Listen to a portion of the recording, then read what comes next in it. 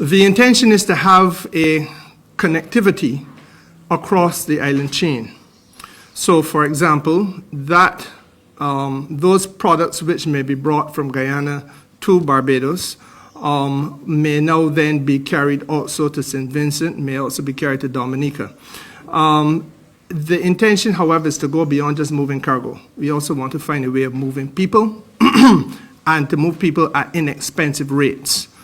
So, for example, the businessman in Dominica who wishes to obtain some supplies from a hardware store in Barbados may wish to drive his van onto a ferry and be able to bring that van to Barbados. He drives in from point to point in Barbados, collects the things that he wants, drives back onto a ferry and goes back home.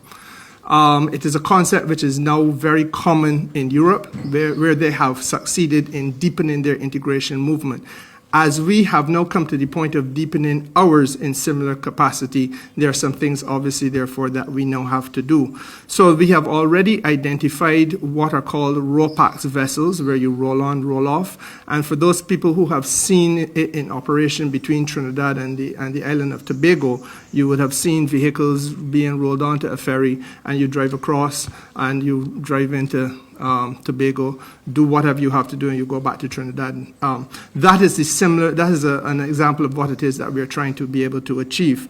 Now, discussions with the Caribbean Private Sector Organization indicate that they are on board. The discussions now turn on how we can drive the costs down, and the ambition is to have those costs per person well beneath 100 United States dollars per trip, and therefore making access between the islands far more competitive for a wider swath of people than they now are.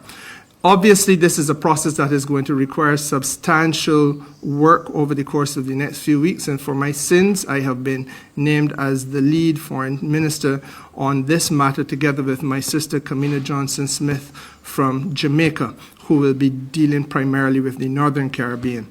The intention is for us to begin down here in the Southern Caribbean. We want to clear a few obvious obstacles, and I'm very happy to entertain you on some dialogue on this matter. There has to be clearly enhanced port facility, or alternatively, as we now have achieved it, free movement at ports of entry. There must also be a mutual recognition of vehicle registration in different countries. In similar vein, we have to be able to make sure that our driver's permits or driver's licenses are mutually recognized across participating member states.